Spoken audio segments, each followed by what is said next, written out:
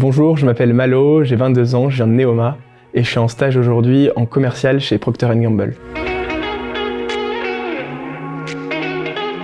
Après un premier stage en contrôle de gestion, je cherchais à retrouver de l'opérationnel et c'est pour cette raison que j'ai décidé de me diriger plus vers du commercial. Ce qui m'a attiré dans l'univers de la grande distribution, c'est que c'est un univers qui est très challengeant, avec des journées qui sont jamais les mêmes et beaucoup de compétition entre les différents intervenants.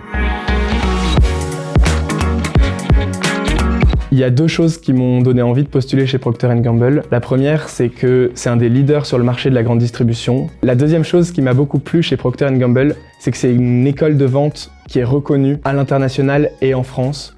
Et dans la grande distribution, ça s'inscrivait complètement dans ce que je cherchais.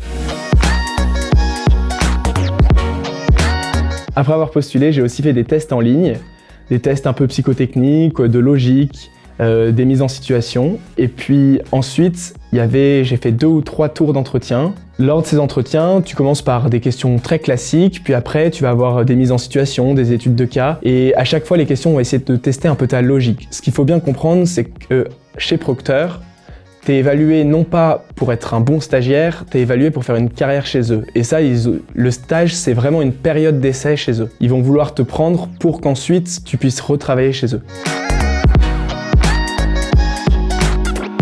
Chez Procter, j'ai pas vraiment de semaine type parce que chaque semaine va être très différente. Les missions vont s'orienter en fonction des saisonnalités, des produits, des promotions qu'il va y avoir en magasin et des demandes de tes clients. Moi, par exemple, mes missions principales, ça va être de répondre à des appels d'offres promotion de la part de mes clients. Ensuite, je vais avoir aussi à aider mon équipe, aider les comptes clés à faire des analyses sur leurs promotions, comment est-ce qu'ils vont travailler avec le drive, comment est-ce qu'ils vont travailler avec le fond de rayon et par rapport aux concurrents. Une autre de mes missions, c'est aussi de créer des discours pour la force de vente et communiquer à la force de vente. Parce qu'il y a une force de vente chez Procter qui passe très régulièrement dans les grands magasins, soit des supermarchés ou des hypermarchés. L'objectif, c'est de les aider à vendre une meilleure place en rayon et plus de produits à leurs clients et leurs magasins qu'ils visitent.